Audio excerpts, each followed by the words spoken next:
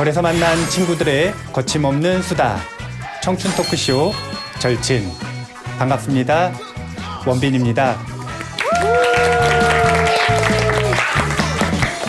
반가워요. 반가워요. 오늘 벌써 7번째 시간입니다. 네. 7번째 시간이에요. 벌써요? 벌써 7번이 갔어요. 기억나는 것도 없는데 어떡하지? 관정바보님은 그런 이유가 있더라고요. 뭐요? 아까 대기실에서 들어보니까 놀러 갔다 왔대요. 아, 진짜요? 어디로요? 대만.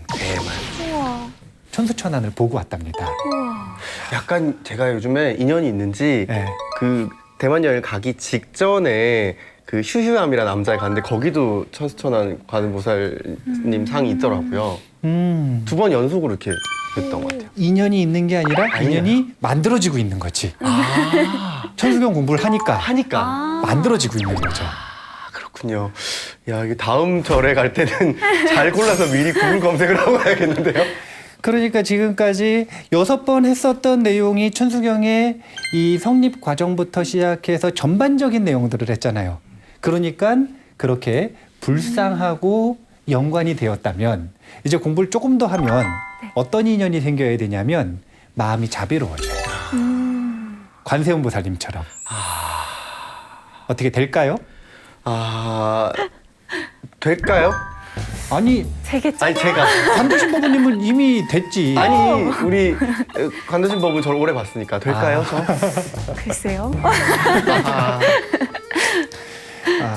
우리가 그렇게 지금 관세음보살님하고 강한 인연을 만들어 나가고 있는 그런 중인데 제가 또 대기실에서 재밌는 질문을 하나 받았어요. 뭐예요? 제가 보기에는 관정법부님보다는 약간 수준이 높아. 네. 네, 불교학과 아. 이 법부님 중에 한 분이었는데 질문 다시 한번 해보세요. 네, 저희가 천수경에 대해서 배웠잖아요. 그래서 천수경에 조금 관심이 생겨서 학교에 가서 논문을 조금 찾아봤는데 논문을 찾았대. 논문을. 예. 대박. 논문을 조금 찾아봤는데 천수경이 한국에만 존재한다고 해서 왜 그런지 좀 궁금해서 질문 드리고 싶었어요. 천수경이 한국에만 존재한다. 그런 얘기 들어본 적이 있어요? 처음에 스님 수업 시작하실 때 한국화된이라고 하시지 않았나요? 또 다른 이야기 들어보신 적 없으세요? 없어요. 네. 근데 제가 사실은 지난 시간까지는 약간 걱정을 했어요. 개인적으로. 무슨 걱정을 했냐면 어려울까 봐.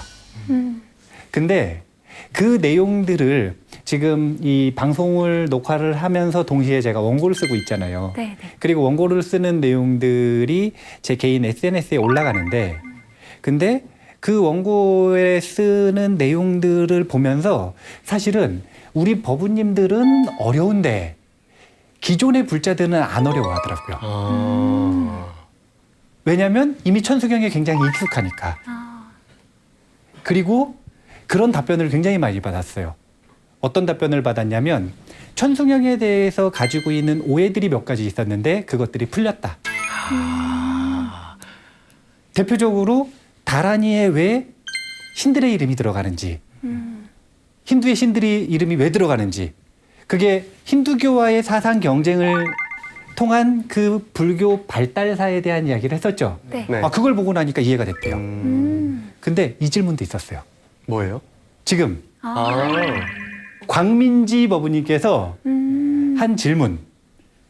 천수경이라고 하는 경전이 대장경 속에는 없고 한국에만 있는데 이게 왜 그런 거냐. 네, 공부를 좀 하다 보면 그런 의문이 생길 수가 있어요. 제가 먼저 이 질문에 대한 이야기를 좀 먼저 해드리면 좋겠어요. 제가 답변을 해드릴게요.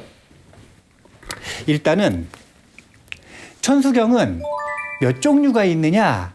19종이 있어요. 19종. 19종류의 천수경이 있다. 자, 그러면 천수경은 어떻게 되느냐? 천수경 몇 종이라고 그랬죠?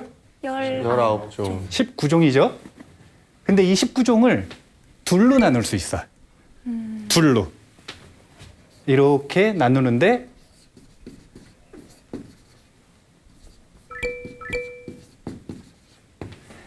하나는 광본 천수경이고 다른 하나는 약본 천수경이에요. 광본, 약본 무슨 뜻일 것 같으세요? 일단 양이 많고 적을 것 같아요. 광대하다, 요약되어 있다 이거겠죠? 네네. 광본 천수경은 18종이고요. 약본 천수경은 1종입니다. 그러면 이 광본 천수경은 길겠죠? 네. 자, 우리 한국에서 읽는 천수경이 길어요, 짧아요? 짧아요. 설마 그거 길다고 하진 않겠죠? 예. 한번 천천히 독송해도 15분이면 독송을 하니까 짧잖아요. 그러니까 우리가 독송하는 천수경은 이 약본 천수경이겠죠? 이거를 약본이라고도 하고 현행 천수경이라고도 합니다. 지금 행해지고 있는 천수경이다. 근데 개인적으로는 이 말을 좀 기억을 하면 좋아요.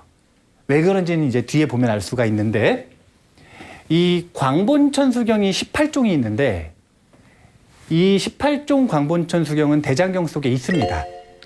근데 약본은 대장경 속에 없어요. 그러니까 약본은 한국에만 있다는 거예요. 다른 나라에는 약본 천수경이 없어요. 현행 천수경이 없어요. 그럼 이 두 가지 천수경을 비교해 보면 내용이 같을까요, 다를까요? 같을 것 같아요. 같다라는 게 아주 애매한 건데 문장 하나까지 같은가, 구성이 같은가, 아니면은 전체적인 맥락이 같은가. 둘 중에 전자에 같다는 거예요, 후자에 같다는 거예요. 후자죠? 후자. 근데 전자는 틀리다는 거예요. 그러니까 그 전체적인 맥락을 파악을 하지 못한 상태에서 읽으면 완전히 다른 경전들이에요. 그러니까 사람들이 생각하기에 천수경이 여러 가지 종류인데 그 천수경들이 다 달라요. 심지어 우리가 읽는 천수경은 대장경 속에 없어. 한국에만 있어. 이러니까 정체성이 흔들리는 거예요. 그래서 저한테 개인적으로 이 질문도 많이 했어요. 이 질문도 많이 했어요. 근데 일단은 어떻게 형성됐는지에 대해서 이야기를 하기 전에 알아둬야 되는 사실 먼저 얘기를 해드릴게요. 광본 천수경에서는 이게 광본이면 그것이 요약된 게 약본이겠죠. 네. 그러면은 우리가 읽는 천수경이 무엇인가의 요약본이겠죠. 네. 그럼 그 근본이 되는 경전이 있겠죠. 네. 18종 중에서 한 가지가 그 근본 경전이 돼요. 그러니까 우리는 18종을 전부 기억을 할 필요가 없이 한 가지만 기억을 해두면 되겠죠. 네. 그게 뭐냐면 가범달마라고 하는 스님이 번역한 천수경이에요. 그래서 가범달마본 이렇게 얘기를 합니다. 가범달마본 천수경에 이렇게 내용이 있으면 그 내용을 요약해서 지금 우리가 읽고 있는 천수경의 절반 정도가 성립이 된 거예요. 뒷부분은 한국만의 특징으로 덧붙여진 이야기들이고 전반부까지는 전부 이 가범달마본을 근본으로 해서 요약이 됐다. 이게 왜 중요하냐면 그러면 이 광본을 바탕으로 요약을 했으니 지금 현재 우리가 읽고 있는 천수경을 해석을 할 때 올바로 해석하려면 뭘 기준으로 봐야 돼요? 마음대로 해석해야 돼요? 아니면 광본을 봐야 돼요? 광본. 광본을 봐야 본 뜻을 알 수가 있는 거예요. 광본을 보지 않고 해석을 하면 어떻게 되느냐? 마음대로 해석하는 거예요. 자기 마음대로. 그러면 혼란이 가중됩니다. 자기 마음대로 해석하는 건 먼저 기준이 되는 명확한 뜻을 해석을 해놓고 그 다음에 그 위에다가 자기 마음대로 해석을 하는 거지 기준 없이 해버리면 안 돼요. 그래서 첫 번째 가범달마본을 기준으로 현행 천수경을 해석을 할 필요가 있다. 이걸 분명하게 하고 싶고 우리가 공부를 그렇게 할 거예요. 그 다음에 두 번째 중요한 본이 하나가 있는데 이 스님은 외우기가 쉬워. 이름이 불공 스님 번역본이 있어요. 근데 이 번역본은 이제 나중에 신묘장구 대다란이라고 하는 진언이 있는데 네. 그 다란이 수행을 본격적으로 하고 싶으면 그 다란이 수행을 어떻게 하면 되는지에 대해서 아주 체계적으로 정리가 되어 있는 게 불공스님 본이에요. 그래서 그냥 이건 참고로 기억을 하면 되고 가범달마보는 꼭 기억하시고. 적어야겠네요. 근데 이제 이 가범달마본을 바탕으로 약본 천수경이 성립이 되는 과정을 보면 언제쯤부터 편찬이 되냐면요. 지금으로부터 약 500년 전에 편찬이 시작됩니다. 그러다가 언제쯤 완성되냐면 약 50년 전에 완성이 돼요. 그러니까 약 50년 전에 우리가 읽고 있는 지금 현행 천수경하고 똑같은 모습의 천수경이 편찬된 거예요. 그러니까 우리가 읽고 있는 천수경은 메이드 인 코리아고 언제 완성이 됐다는 거예요? 50년.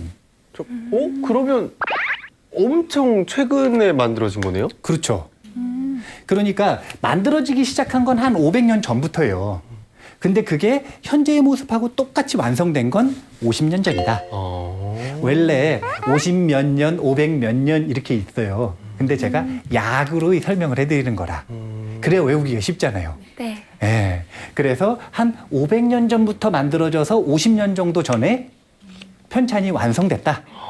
요 정도로 일단 기억을 하면 되고, 이 속에서 약본은 이 이름이 중요한 이유는 광본을 바탕으로 요약했다라는 것을 명확하게 보여주는 제목이기 때문에 약본이라고 하는 걸 명확하게 알아야 돼요. 그래야 근거가 있다라는 걸 우리가 기억을 할 수가 있어요. 자, 그러면 지금 했었던 질문이 이런 거란 말이에요. 현행 천수경은 한국에서만 있다. 한국에서만 있다. 맞는 이야기예요. 그리고 그러면은 근거가 전혀 없느냐? 그렇지는 않다. 대장경 속에 18종이나 되는 광본이 있고 그것을 바탕으로 요약된 것이다. 그래서 두 가지가 전체적인 내용의 구성이나 형식을 보면 다를 수 있지만 그 전체적인 맥락, 중요한 골자는 같다. 그러니까 이 아무렇게나 편찬한 경전이 아니라는 거예요. 자, 그러면 이 내용을 조금 더 자세히 볼게요. 네. 편찬 과정을 보겠습니다. 기억을 한번 되살려 볼까요? 우리가 불교 발달사를 쭉 공부를 간단하게 할 때 네. 초기 불교부터 시작해서 밀교까지 4가지를 이야기했었는데 기억이 날까 모르겠는데요. 관도신법부님. 네. 네, 뭐였죠? 너무 자연스러웠어요.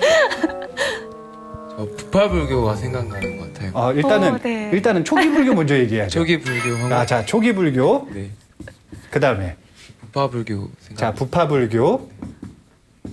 그다음에요. 저는 이제 다음 친구들에게 넘기도록 하겠습니다. 누구한테요? 제일 친한 사람한테 넘겨보세요. 그럼 제일 친한 승묵버부가 생각나요. 승묵법부.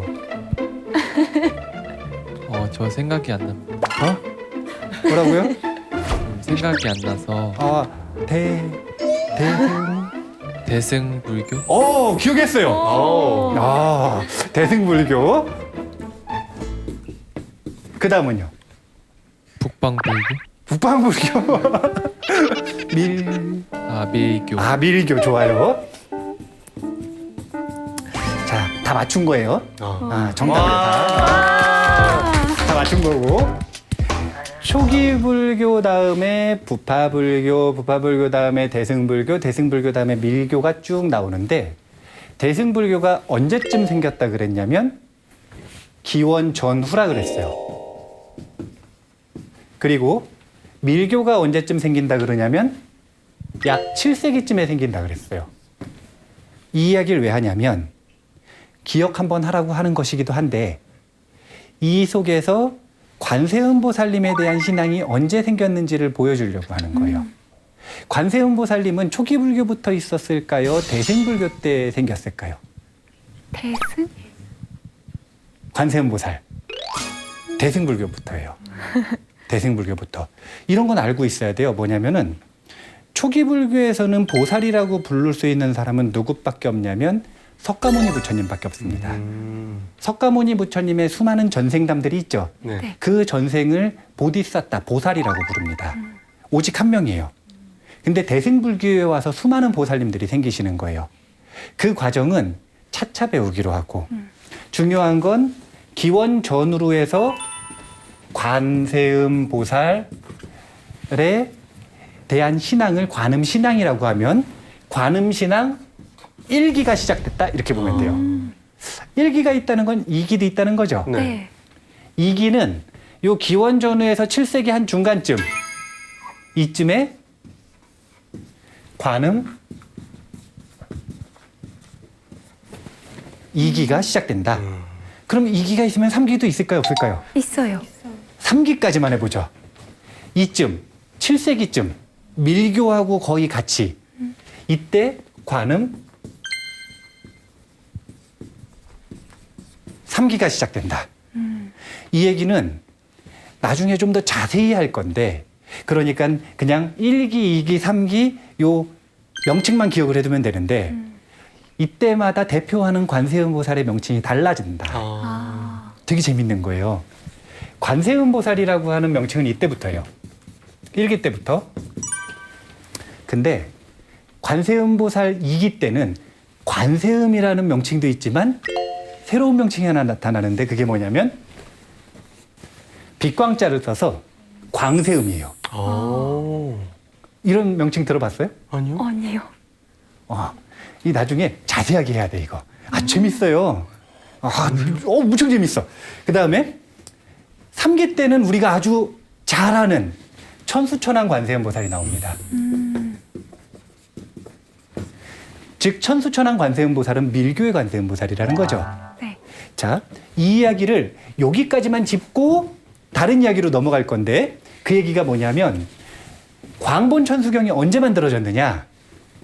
요 2기에서 3기 사이에 만들어졌다 이거예요.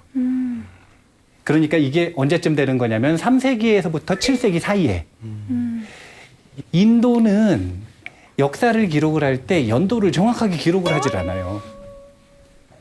이유가 뭐냐면 인도의 시간관은 순환적 세계관을 가지고 있었어요. 시간은 순환한다. 이게 윤회의 근본이에요. 윤회가 일어나는 근본. 왜냐면 다시 태어나잖아요. 삶이 있다가 죽었다가 다시 삶으로 가고 다시 죽음으로 가고 삶으로 가고. 서양의 세계관이 시간이 직선으로 흐른다라고 생각을 하면 인도는 순환한다고 생각을 했던 거예요. 그러니까 시간을 기록하는 게 의미가 별로 없었던 거죠. 참고로 중국 사람들은 시간을 철저하게 기록합니다. 갑골문자 시절 때부터 기록을 다 해요. 갑골문자가 뭔지 알죠? 거북이. 그때 시간을 기록하면 온 정도의 느낌인 거죠? 해가 중천에 떴을 때 막 이런 식으로 쓸까요? 아니 그게 뭐냐면은 갑골문자가 옛날 거 아니에요. 네. 근데 그 갑골문자가 사람들이 그 거북이 등껍질을 가지고 한 줄을 아는데 잘못된 상식이고 거북이 이 배때기 배 그걸 말려가지고 뭘 하는 거냐면 점 보는 거라. 신점 치는 거예요. 점을 치는데 점을 칠 때 이 나라하고 전쟁을 해야 되는데 해도 되는지 말아야 되는지 이런 걸 점을 보는 거예요. 거북이 배로요? 네. 거기다가 해가지고 기록을 딱 해서 점을 봤는데 전쟁을 해도 된다 그래가지고 몇 월 며칠 점을 봐가지고 전쟁을 했는데 이겼다 졌다 이런 걸 기록을 하는 거예요. 근데 여기서 중요한 게 거북이 배를 말려가지고 점 보는 그 도구를 구하기가 쉬워요, 어려워요? 어렵죠. 그러니까 한 번만 써요, 재활용을 해요. 재활용을. 그러니까 거기에 여러 가지 역사가 시간으로 기록이 막 돼 있는 거예요. 그래서 갑골문자 이게 중요하다라고 하는 이유가 거기에 중국의 초기 역사가 엄청나게 기록이 되어 있는 거예요. 근데 거기에 보면은 몇 월 며칠 이런 게 아주 자세하게 기록이 딱 되어 있는 거예요. 이겼는지 졌는지까지. 이렇게 시간을 중요시 여겨요. 그래서 중국 역사는 시간이 명확하기 때문에 몇 년, 몇 월, 며칠, 언제 일어났다 이걸 알 수가 있으나 인도는 그게 잘 안 되는 거예요. 그래서 3세기에서 7세기쯤에 오늘은 안 떨어지나 했어요. 3세기에서 7세기쯤에 이제 이 광본 천수경이 성립이 됐다. 근데 이것이 중국에 전해지는 건 7세기 초반 한 620년쯤에 중국으로 넘어와서 이 번역이 되기 시작했다. 그러면 한국으로 넘어온 건 이때 당시에 중국으로 유학가 있는 한국 스님들이 있었겠죠. 네. 그 스님들이 그 번역본을 가지고 유학길에 들어온 거예요. 누가 가지고 들어온 것으로 지금 학자들은 예상하고 있냐면 의상 스님이 가져온 걸로. 왜냐하면 의상 스님이 백화도량 발언문이라고 하는 걸 적으셨는데 직접 거기에 보면 천수천왕 관세음보살에 대한 언급이 있습니다. 그래서 유학길에서 돌아오실 때 이 광본 천수경을 정확히는 671년이라 그래요. 이때 우리나라에 들어왔을 것이다. 이렇게 생각을 하는 거예요. 그러면 그 전에도 한국에도 관세음보살 신앙이 있었습니다. 아름아름. 이 광본 천수경이라고 하는 중심 텍스트가 없어도 관세음보살, 이 소원 들어주시는 보살이니까 네. 그 신앙이 있었어요. 그러다가 의상 스님이 천수경을 가지고 들어오시면서 한국적인 관음 신앙이 확립되기 시작하는 거예요. 그래서 관음 신앙이 한국적으로 확립되기 시작한다 그러면은 이제 의상 스님 이후로. 그러다가 아까 한 500년 전쯤에 이 약본 천수경이 성립되기 시작했다 그랬죠? 네. 이게 500년쯤이 언제냐면 1707년쯤 돼요. 이때 처음으로 현행 천수경에서 볼 수 있는 그 내용들이 담겨져 있는 문헌이 있어요. 그래서 1707년쯤에 성립이 되기 시작해서 지금으로부터 약 50년 전 이때 이제 현재의 모습을 완성했다. 근데 이제부터가 중요한 거예요. 이 모든 숫자는 다 기억을 안 해도 됩니다. 휴. 네, 쉽게 얘기하면 시험 안 본다는 거죠. 네. 네, 뭐가 중요하냐면 그때 당시에 상황이 아주 중요해요. 왜냐하면 상황을 알아야 그 성립된 편찬된 경전의 특징을 알 수가 있기 때문에 그래요. 그러면 자 이쯤에 들어오는데 이때가 이제 이 신라 시대단 말이에요. 신라 시대 때란 말이에요. 참, 신라 시대 때인데 이때부터 시작해서 1707년이면 사실은 조선이 한 1390 몇 년에 정확히 기억이 안 나는데 1390 몇 년에 조선이 건국이 돼요. 그러면은 한 300년 차이가 있는 거잖아요. 그렇죠? 네. 그러면 약본 천수경이 성립되기 시작하는 요 시기라고 하는 건 조선 중반쯤 되는 거잖아요. 조선 중반쯤. 그럼 이때의 상황이 어떤가? 이때의 상황이 어떤가? 한국 불교는 엄청난 박해를 받았어요. 박해 3종 세트. 전 세계에 유례가 없는 종교 박해. 1번은 조선 500년 숭유 억불 정책입니다. 이런 박해가 없어요. 모든 절을 다 뺏었고요. 그리고 스님들 도성 출입 못하게 했고요. 중간중간에 경전도 막 불태웁니다. 그러니까 500년 동안 이어지는 역사, 세계 역사에 없는 아주 긴 박해를 받아요. 그러다가 일제시대가 시작됐죠. 일제강점기가 시작됐죠. 네. 이때 두 번째 박해를 또 받아. 그게 뭐냐면 일본에서 우리나라를 침략을 할 때 처음에는 무력으로 들어와요. 그러다 나중에는 무력 가지고만 안 되는 걸 알아서 정신 문화를 말살하기 위해 두 군데를 점령한다 그래요. 첫 번째는 서당. 그리고 두 번째는 스님들을 대처화시키는 거예요. 결혼을 안 하잖아요, 스님들이. 네. 비구로 남겠다. 그럼 감옥 가야 되는 거예요. 강제로 대처화를 시키는 거예요. 그러니까 그때 당시에 민중들의 스승으로 꼽히는 선비들과 그 다음에 스님들을 이렇게 끌어내리는 작업을 하는 거죠. 그래서 일제강점기 내내 스님들은 또 박해를 또 받는 겁니다. 아이고. 500년 동안 힘들었는데 또 대처를 안 하면은 안 되는 그런 상황으로 몰고 가는 거예요. 그러면은 어떤 스님은 그 흐름에 못 이겨서 대처가 됐겠죠. 네. 대처가 뭐냐면 처가 있다는 거예요. 결혼을 했다는 겁니다. 네. 일본 불교가 결혼을 하잖아요. 맞아요. 그래서 자기 불교로 만들어 버리려고 그런 거예요.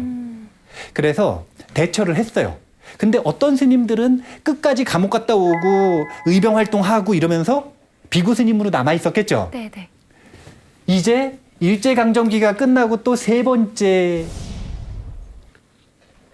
박해요? 박해가 또 시작돼요. 아이고. 제가 종교 박해만 이야기를 하는 겁니다. 왜냐하면 6.25 전쟁은 얘기를 안 하니까요. 6.25 전쟁은 종교만 어려운 게 아니잖아요. 지금 전체가 다 어려웠으니까 6.25 전쟁이 끝나고 그 이후에 그 다음에 뭐가 일어나는 거냐면 정부와의 이 정부 주도하에 일어나는 범란이라고 하는 것들이 일어나요. 그 범란이 뭐냐면 비구 스님들과 대처 스님들 간에 싸움을 붙인 겁니다. 그리고 그때 정부에서 이 싸움을 붙이려면 깡패들을 집어넣어야 될 거 아니에요. 그 깡패들을 머리를 깎여서 스님으로 위장을 해가지고 아. 보내서 싸움을 붙이는 거예요. 이게 우리나라 현대 한국 불교에서 일어난 범란의 실체입니다. 그러니까 우리나라 한국 불교는 500년 동안 아주 그냥 엄청나게 박해를 받고 그 다음에 또 일제감정기 동안 박해를 받고 그 다음에 또 현대 한국 불교가 시작이 되면서 6.25 전쟁 이후에 또 박해가 있고 그러니까 한국 불교가 발전하는 모습을 보면 처음에 들어왔을 때 이렇게 계속 발전을 할 거 아니에요. 네. 이것이 정점을 이룬 게 이제 학술적인 정점이 아니라 불교 세력으로서의 정점을 이룬 게 고려 때예요. 고려 때. 정점을 딱 이뤘다가 조선 초가 시작이 되면서부터 떨어지기 시작해서 사실은 언제까지 떨어진 거냐면 일제강점기까지 계속 떨어지다가 박해가 있음에도 불구하고 범란이 있으면서 조금씩 올라오는 시기인 거예요, 지금. 현재. 지금이 이게 현재라면 이 중간에 아주 유명한 스님들이 많이 나오는 거 아니에요. 우리한테 아주 유명한 스님들, 뭐 성철 스님이라든지 아니면 최근에 돌아가신 법정 스님이라든지 아니면 연구를 아주 열심히 하셨던 청화 스님이라든지 현대의 고승들이라고 불리는 분들이 이때 나타난 겁니다. 그러니까 이런 박해의 흐름, 이 한국 불교의 세력이 아주 약화되는 이 박해의 흐름 속에서 나타난 일종의 스타들이죠, 스타들. 그래서 지금 현재는 어떤 분위기인 거냐면 전환의 시기인 거예요. 조금 올라오는 듯 하다가 더 떨어질지 아니면 올라갈지, 치고 올라갈지 더 떨어질지. 이 시기가 지금 현재 한국 불교의 상황인 겁니다. 근데 이것이 뭐하고 연관이 되어 있는 거냐면 천수천왕 관세음보살에 대한 신앙과 똑같다라는 거예요. 똑같다. 왜냐하면 자 계속 올라가는 이때가 고려라면 이때가 조선 건국이면 이 전까지는 고려 전이잖아요. 아니 조선 전. 네. 이때까지는 한국 불교의 특징을 한마디로 표현할 때 귀족 불교라고 할 수 있어요. 그러니까 사서삼경을 다 외운 천재들이 출가를 하는 거예요. 사서삼경 가지고는 자신의 사상을 만족을 할 수가 없는 거예요. 그러니까 더 깊은 사상을 추구하고 싶어서 불경을 보기 시작해요. 그럼 불경을 보기 시작하잖아요. 반할 수밖에 없어요. 이 사서삼경을 배우던 사실은 엄밀히 얘기하면 사서삼경은 이제 조선시대 거니까 그 전에 이 선비들이 배우던 것들 그것 가지고 만족을 못했던 천재들이 불교에 입문을 한 거예요.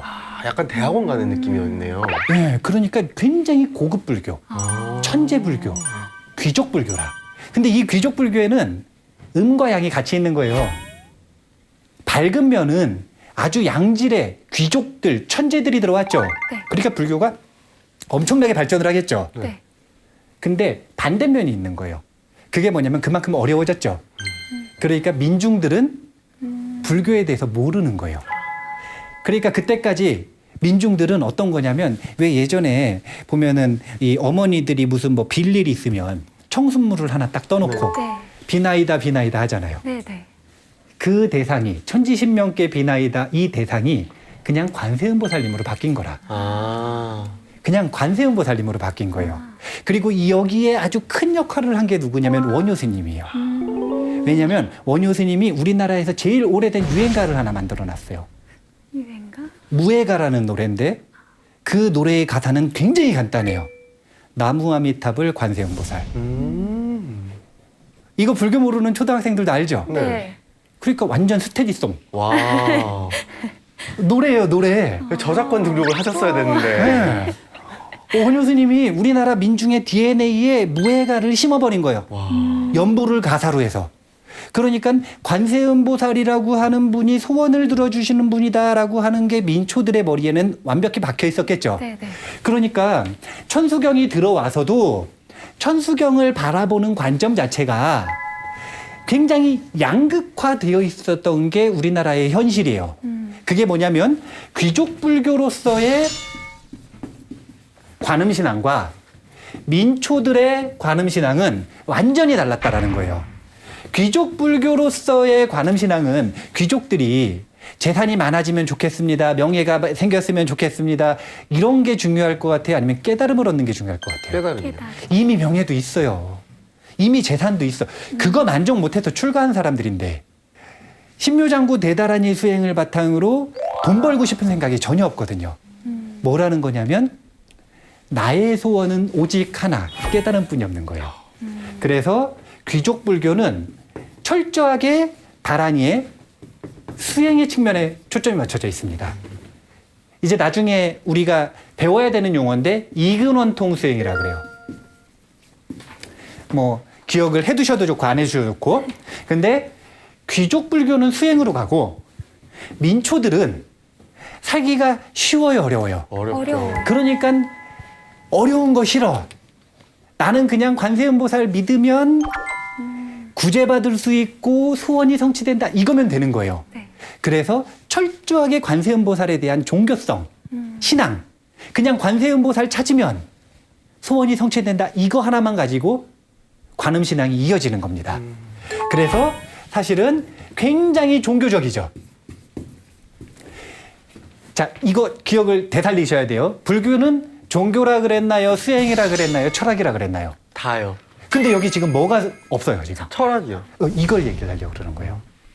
조선 전에도 철학으로서의 관음신앙이 생략이 되어 있어요. 뼈대가 약해. 근데 여기서 문제는 또 뭐냐면 이때 이후에 어떤 상황인가를 봐야 되는 거예요. 스님들이 도성 출입을 못 해요. 민초들은 스님들을 예전처럼 만날 수가 없어요. 거기다가 조선시대 때 양반제도가 아주 극을 이루잖아요. 그러니까 이 뭐 백정, 노비 이런 사람들은 아주 살기가 좋아요, 안 좋아요? 어렵죠. 아주 어렵잖아요. 이럴 때 항상 구세자를 찾는단 말이에요. 그러니까 스님들도 살기가 어려워졌고 민초들도 더 살기가 어려워졌고 그러면 이렇게 양극화되어 있었던 측면 중에 뭐가 더 강조가 되냐면 종교성이 더 강조가 되겠죠. 네. 그러니까 이때부터는 점점 종교성이 강조가 되는 겁니다. 그것이 극에 이뤄가지고 50년대 그러니까 일제시대 넘어가고 했을 때 요때쯤에 완성이 되는데 이 시기가 언제냐면 한강의 기적 시대예요. 한강의 기적이 시작되는 그 시기. 그러면 한강의 기적이 시작되는 그 시기에 한국 사람들이 천수경이 완성됐단 말이에요. 현행 천수경이. 네. 그럼 그 현행 천수경을 가지고 뭘 바랬겠어요? 부자 되는 거요. 그렇죠. 철저하게 소원 성취를 바랬겠죠. 네. 그러면 제가불자들이 절에 와가지고 뭘 원하냐면 소원 성취를 원하잖아요. 네, 네. 기복을 원하잖아요. 맞아요. 그럼 스님들은 뭘 얘기해 줄 수밖에 없어요? 천수경.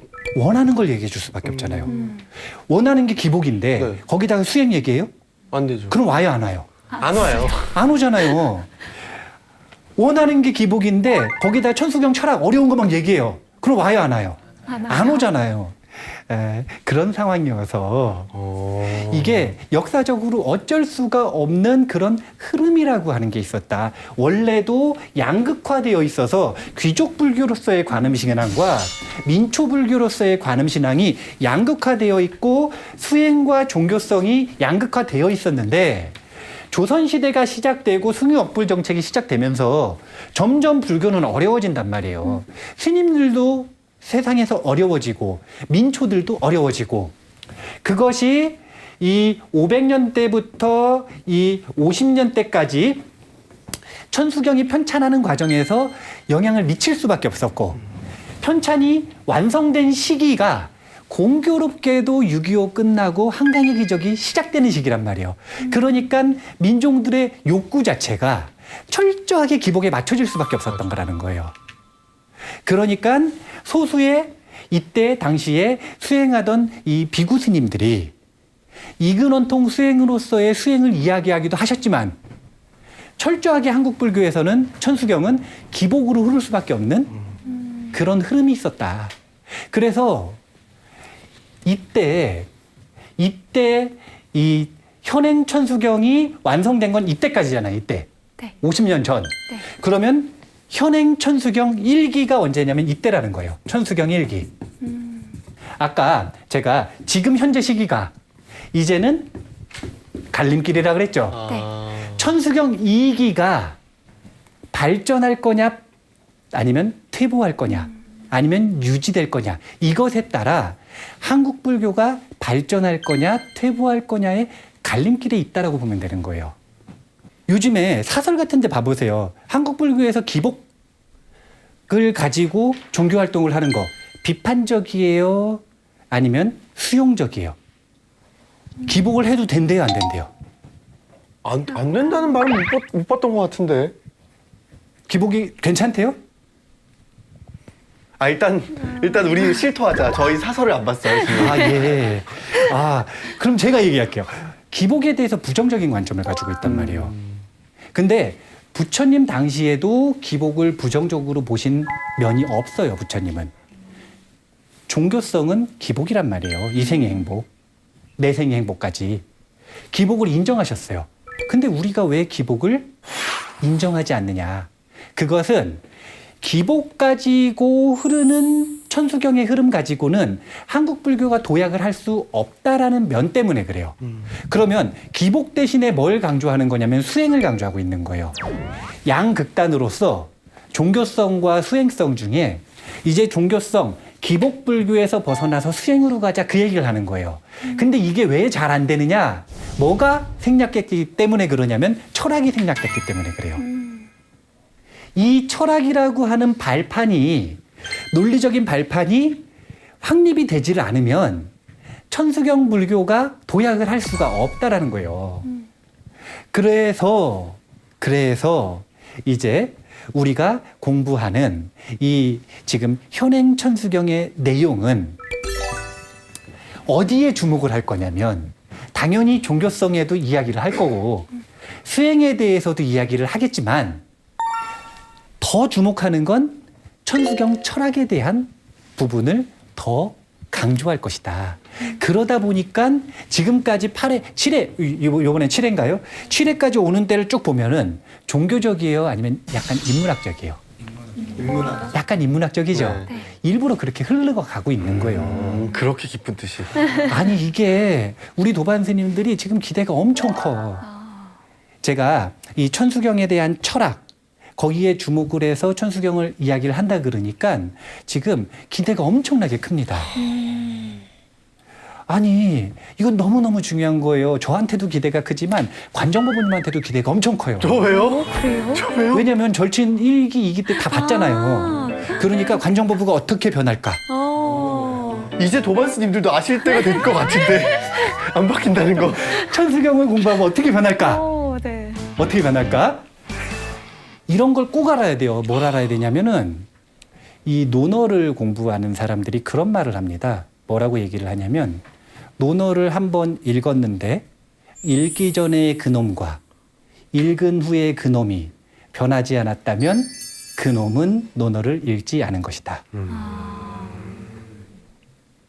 논어를 읽어도 그런데 경전, 그 중에서도 메이드 인 코리아, 한국에서만 있는 지극히 한국적인 네. 한국을 위한 완벽한 한국을 표현하고 있는 네. 이 천수경 그 짧은 원문 속에 그 모든 것들이 담겨 있단 말이에요. 이거를 읽고 나서 관정법부가 변하지 않았다면 네. 관정법부는 천수경을 읽은 거야, 안 읽은 거예요? 안 읽은 거요. 그러니까 우리 도반들이 관정법부한테 기대가 커요. 48회 찍을 때쯤에 눈썹 문신이라도 해야겠어요. 뭐라도 좀 바뀌게. 관세음 보살. 근데 그건 저한테 이제 부담인 거죠. 왜냐하면 관정보부가 변하지 않았다면 누가 잘못 가르친 거예요?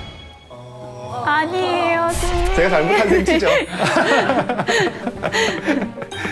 그러니까 우리가 천수경이라고 하는 이 경전 이제 1기가 아니라 2기의 관점이 시작돼야 된다. 그리고 1기에서 놓치고 있었던 게 뭐냐면 종교성과 수행성에 주목을 할 수밖에 없는 상황이다 보니까 상황이 그랬어 그냥. 그러다 보니까 철학성을 놓쳐버렸다. 그래서 철학성에 대한 주목을 하고 그것을 확립할 때 불교를 체계적으로 할 수 있고 천수경을 명확하게 이해할 수 있고 그것을 통해 확신을 가질 수 있다. 그래서 단단한 신앙이 확립이 된다라는 거예요. 그렇게 천수경 철학에 대한 주목이 되어 있는 강의로서 네. 관정법부님을 변화시키는 네. 예. 관정법부님이 관세음보살로 변할 수도 있어요. 기대된다. 제가 너그러질 수 있을까요, 선생님? 그럼요. 예. 항상 관도신법부님이 부르면 어디든 달려가서 도와주는 관세음보살님 그런 저희 콜비는 줘. 그러니까 아직은 콜비를 달라 그러는데 네. 예, 나중에 어떻게 될지 네. 예, 한번 이제 우리 이 불교 TV를 시청하는 모든 불자들이 기대를 걸고 있습니다. 관정법부님. 네. 아니 인덕은 요새 많이 늘어나는 것 같은데. 아니 잡이 근데 되겠죠? 뭐 1년이니까. 그럼요. 제가 그러니까 최대한 자세하게 이해가 될 수 있게 이해가 되는 것이 없이 그냥 무조건 믿는 것이 아니라 근거를 전부 드릴 테니까 복습도 하시고 네. 사전 이 예습도 하시고 네. 레포트도 쓰시고 네. 네, 관정법부님. 아, 네. 네. 그러면은 그렇게 천수경 2기의 시작이 이제 오늘 얘기를 할 수 있었던 거예요. 그래서 우리가 이제 천수경 1기에서 2기로 도약하는 시기가 바로 지금이니까 네. 오늘은 질문 받을 시간이 없네. 그러면은 마무리를 해버려야겠어요. 오 세상에. 네. 자, 마무리는 도약하는 시기에는 항상 힘찬 거죠. 네. 기대할게요. 절에서 만난 친구들의 거침없는 수다. 청춘 토크쇼. 저희 더 크게.